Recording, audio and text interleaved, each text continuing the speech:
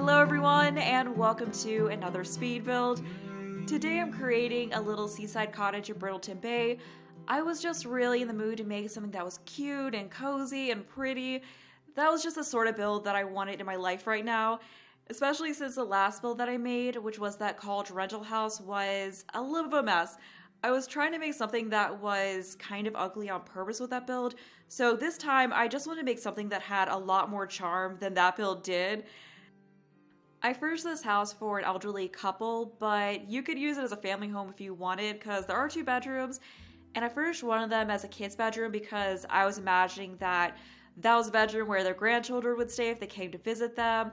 That's just something I always like to do in these elderly couple type builds, and it does make it more versatile because if you don't want to use it for that, then you could very easily just use it as a family home without having to change too much.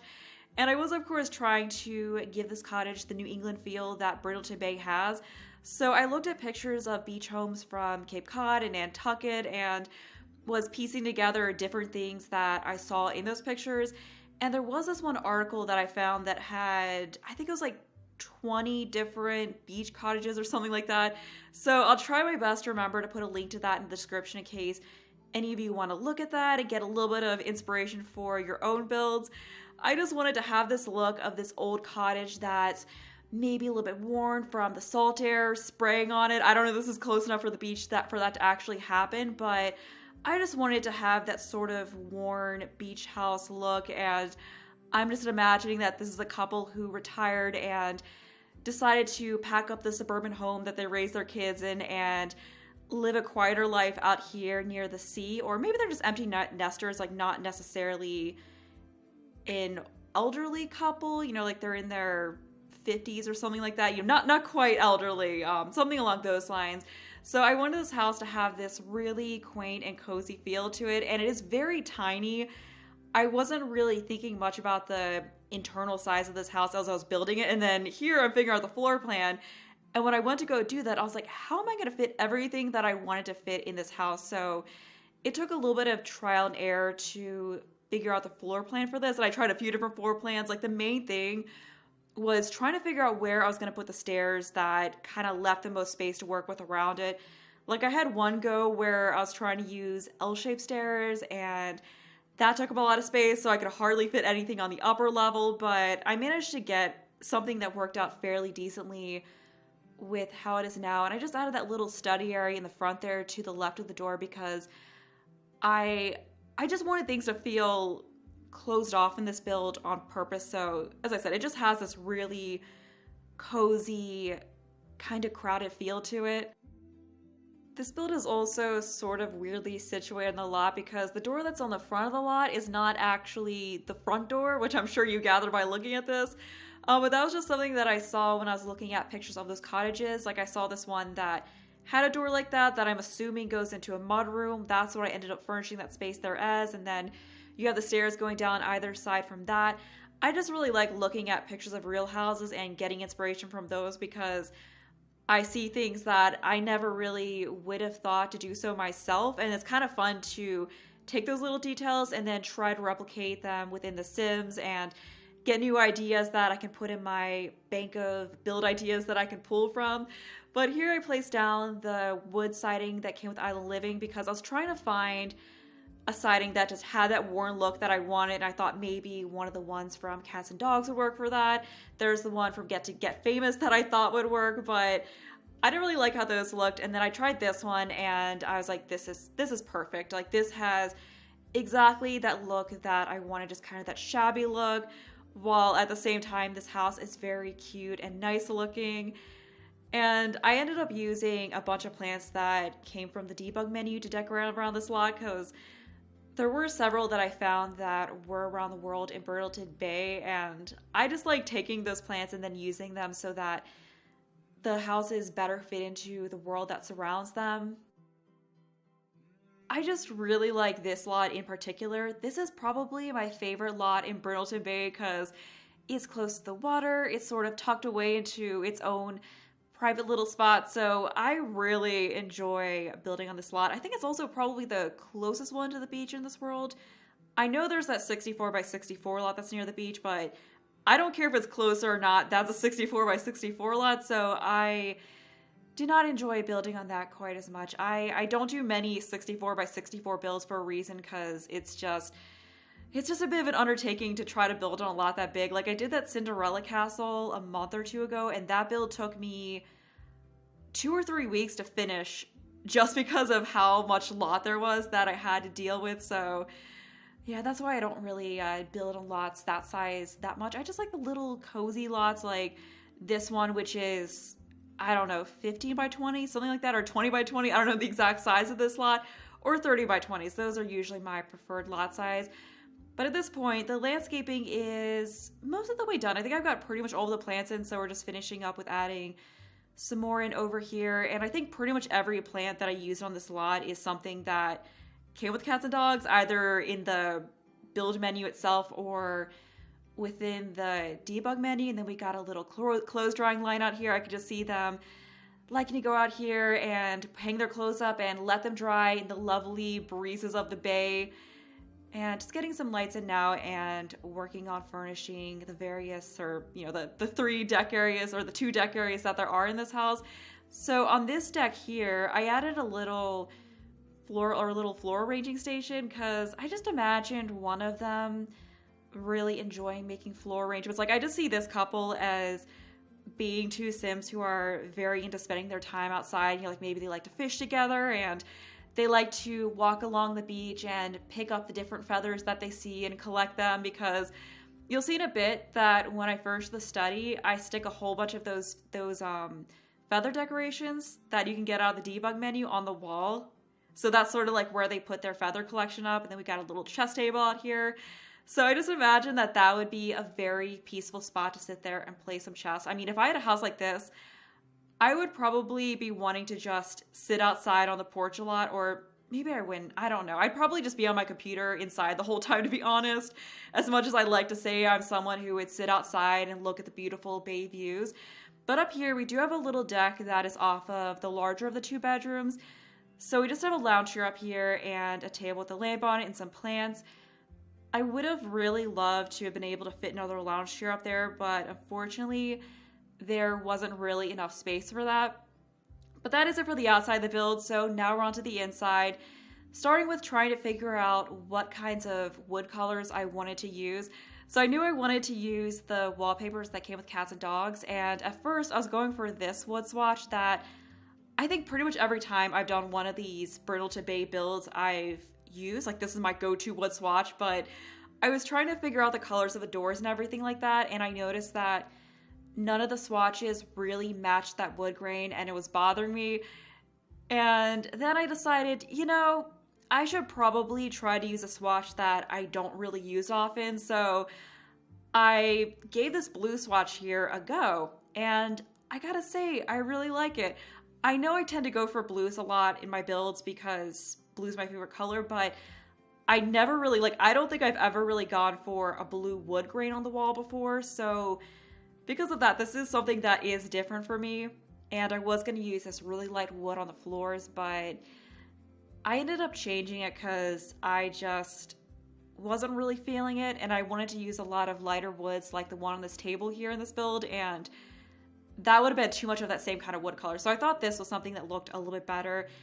And I just added a ton of clutter to this table here. I mean, it's maybe a little too much. It's more than I usually put on entryway tables, but I really wanted this house to have a very cluttered look to it, because I imagine that this couple has a lot of bits and bobs and knickknacks that they've accumulated over the years, and they just like to have them decorated all over the place. So we got that random duck and the little cat statue and that urn. I don't think I'm really going to think of that as like an urn that actually has ashes in it, but we got that, and then we got that little rooster statue. I always like adding those like those roosters and hen statues that you find to homes for elderly couples, because they just seem like something that you would find. Because I know like my grandparents have all sorts of random knickknacks throughout their house. Here we're onto the living room, and this room took me an eternity to furnish. I don't know what it was. I guess I was just in a really nitpicky mood when I was furnishing it, but I kept trying things and then scrapping it and then redoing it. And I did cut most of that out of this video because it would have been too long if I left all that in. But yeah, there was several times that I redecorated certain things, but in the end, I think I got something that worked fairly well. So we just got a couch, a chair. I used a whole lot of cats and dogs furniture within this house, of course. And I think the thing that took me the longest to figure out in this room was what to do behind the couch. Like I tried various kinds of paintings and other things with an end table next to it. And in the end, what I ended up doing was just sticking some shelves up above the couch and then adding a painting above that and just adding like some books and knickknacks and stuff like that on top of the shelf. That was something that I thought looked pretty good in here. I think it took me at least an hour to furnish this room, which I know sounds kind of ridiculous considering this is such a small room, but I just could not make up my mind when I was furnishing parts of this room. But thankfully, when I moved on from this room to the dining room, it only took me about 5 or 6 minutes to furnish that room, so I was just really glad when it took me a lot less time to furnish the dining room. And I also stuck a lot of books throughout this house because I envisioned that this was a couple who also enjoyed reading. And speaking of reading, if any of you have read any books recently that you enjoyed and would recommend, then please let me know in the comments below because I just finished reading American Gods, which I did enjoy. It was definitely a very interesting book, but I'm not really sure what to read next, so yeah, please let me know if you have any recommendations. I am currently just adding some decorations to the top of the fireplace. So I was adding some of the cards that came with seasons. I just really like adding them there as various holiday and birthday cards, like maybe from their grandkids and other family members that they have on display. And then I found that really cute wooden sculpture of the two birds that I thought fit into this house so well. Unfortunately, I think that having those decorations there might make them potentially catch on fire if you light the fireplace. So if you do intend to use a fireplace, then it might be a good idea to delete those. I don't think like the builds that I played in that I put fireplaces in, I don't think I really end up using fireplaces very often anyway, so that's never really like personally too much of an issue for me, but that might be more of an issue for other, some of you out there. But here I'm just adding that clutter that I was talking about earlier to the shelves. We got some cats and dogs and the rabbit and the chicken on the egg sculpture. I just think that one is really cute.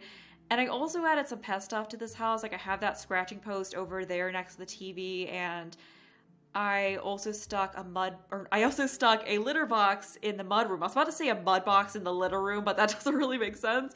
Yeah, so I added stuff for both cats and dogs because I could see this couple having both a cat and a dog, so I just wanted there to be the option to have both of them, although I did forget to stick a toy box in this house. There's always something that I forget in builds where I have stuff for pets. Fortunately, the build's already up on the gallery, so I missed the boat on remembering to put it in before uploading it. But yeah, that is that's the thing to keep in mind if you want to have it in there for your pets. But here's the dining room, which as you can see is already most of the way done.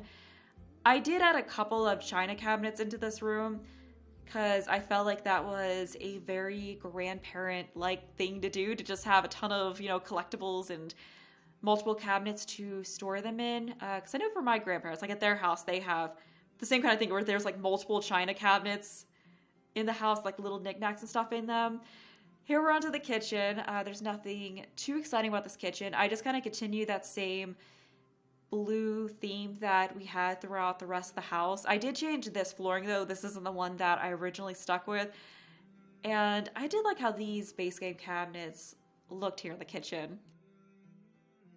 Oh, I did also stick the washer and dryer in the kitchen there, which is perhaps sort of an odd spot, but I didn't really have another place that I could have easily stuck them in because the bathroom upstairs is way too tiny to fit that in. Like the bathroom upstairs could barely fit the necessities you have to have in a bathroom.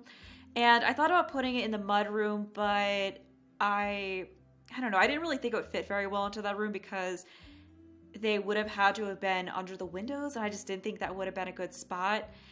And I also imagined that mudroom as originally having been part of the porch, like it was originally all open, and then someone like maybe this couple or someone who previously owned this place decided they wanted a little bit more storage since there isn't really a shed on this lot. So they just closed in part of the porch and used it as that extra storage space. And when we get to it, I did have a lot of fun furnishing the mudroom, but I'll talk more about that in a few minutes because we're still in the kitchen here. So here I'm just trying to figure out what kind of clutter I wanted to add in here. I did have those cookbooks there, but I just wasn't really feeling the cookbooks with the plate. I just thought it kind of looked better with just the plant and the plate over there. And then we got a microwave over here. And I just tried to cram the usual spice rack and utensil holder in there next to it, like between that and the stove, because I wanted to leave that other counter on the other side of the stove completely empty so your Sims could actually still cook and this kitchen would be functional and all of that. But we are almost done with the kitchen. I'm just finishing things up with adding that one clutter decoration or a couple of clutter decorations on top of the refrigerator. So now we're onto the mudroom. And I first put down that one shelf that came with laundry day stuff in there. And I had these items from Outdoor Retreat that I had pulled previously for this room. So I decided to raise those up and make it look like they were sitting on top of that shelf that I stuck in there. And over here is where I put in the litter box, as well as a trash can, because I unfortunately could not find a good spot in the kitchen for that trash can. And then we just have that shelf with some leashes on it for their dog and then some various pet treats. I really like this little corner over here. I just think that's cute. And on this other side here, I stuck a shoe rack, so if they're coming in, this is like the entryway that they use when they're coming in from walking along the beach and have all the sand in their shoes, or if they've been walking in mud or something like that, so this is where they stick their shoes when they're a little bit dirty. And here I'm just raising things up and just adding that look of clutter on top of this. With this room, I just really wanted to capture that look of a messy, cluttered mudroom rather than this being this nice little seating area. Because I know we've been, I've been to houses where there have been mudrooms, and I've seen mudrooms where they're like this, where it's just like a whole bunch of boxes stacked up and like various little things that there isn't space for in the rest of the house. And we do have some potted plants over there in that corner, and it took me the longest time to figure out what to put in this corner. And I just settled on sticking this table with this box of junk above it. And then I figured this would also be the perfect spot for that decoration bin. Like, it just fits right in here. And that is it for that room. So now we're on to the office. And above the desk is where I stuck that collection of various feathers that I was talking about before. We've also got a computer that comes in 90s beige on top of the desk, because I'm thinking this is like maybe a Windows 98 computer. Actually, if you had a Windows 8 computer nowadays, I'm pretty sure it wouldn't be able to do anything. Like, you probably couldn't even run like anything above like Microsoft Word on it. But I'm thinking maybe it's like a 10-year-old or 15-year-old computer that is barely clunking along, and they're not really the most technologically literate people, so they don't really use the computer much, so they don't really care that their computer is old and barely functioning. They're probably still using Windows XP or Windows Vista. But at this point, I do have the whole array of feathers up above there. You might have seen me taking a bit of time to just perfectly arrange them above the desk. And other than that, we just have a file cabinet over here with a fan on it. And I was sticking radiators in each of the room because I imagine this to be a very, very old house. So, it has a boiler and that type of heating system in it. We just got a guitar, another bookshelf, and a little chair to read in over here. And that is pretty much it for this office.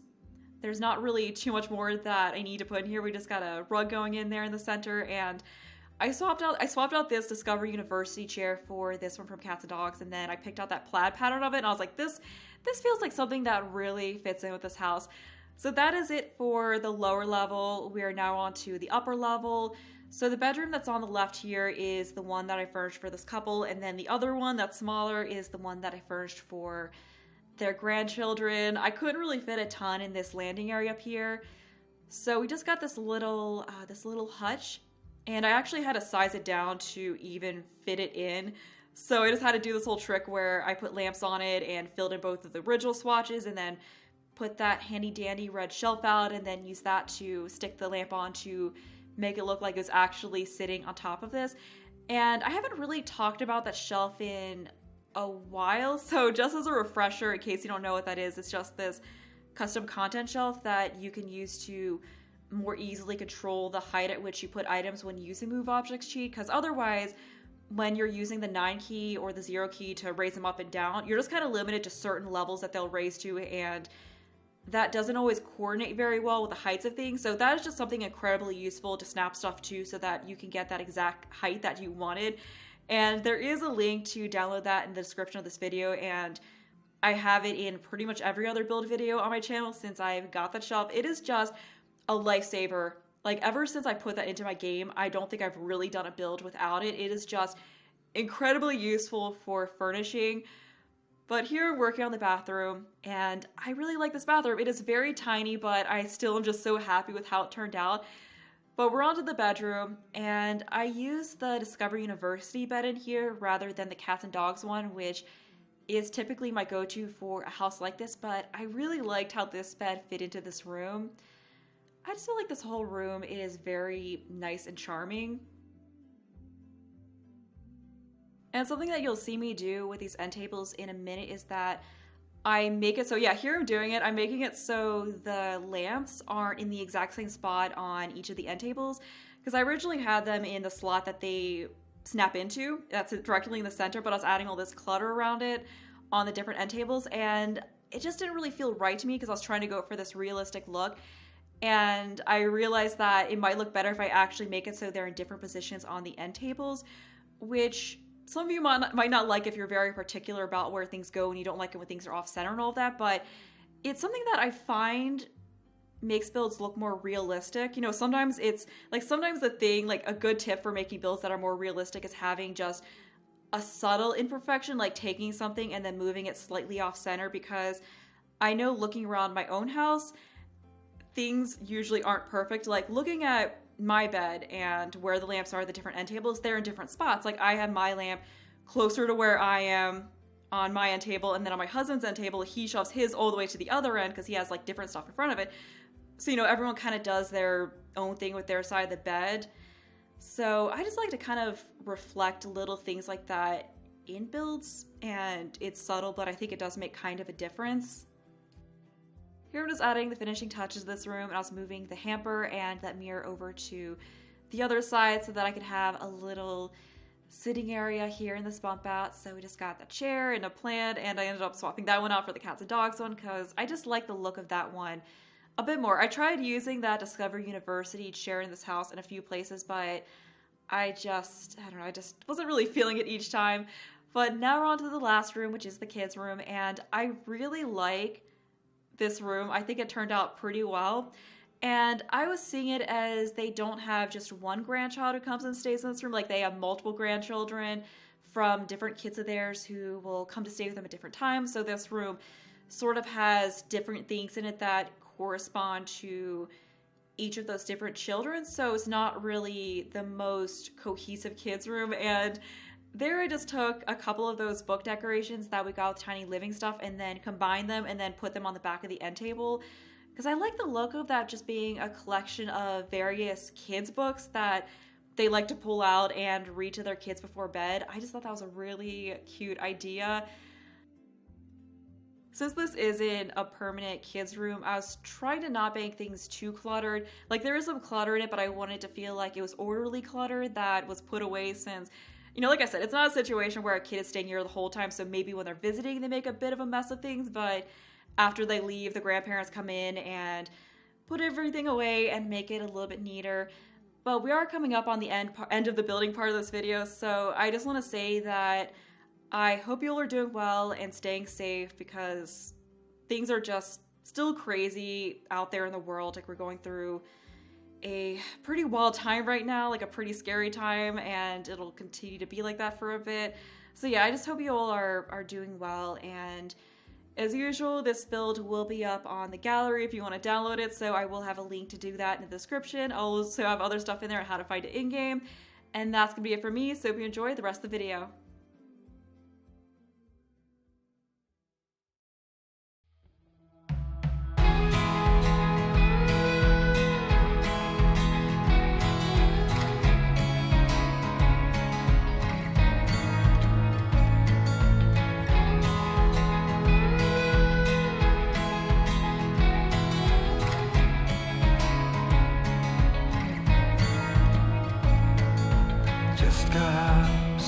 was wrong. I waited up, wounds on my feet. Where will you be? Flickering through memories, the Polaroids yellowed in the sun, longing to be seen. So come and hide with me, hide with me, hide with me. Come and hide with me, hide with me, hide with me.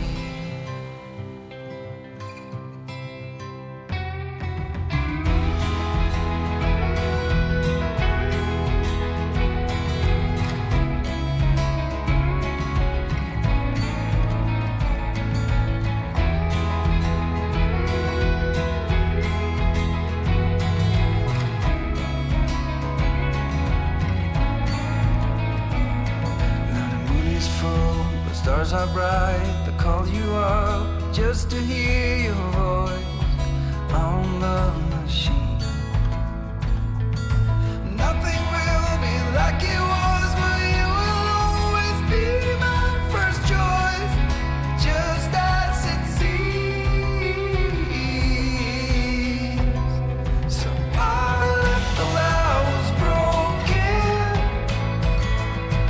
I walked this dirty streets for years. I left it all to see you, to wipe up all your tears.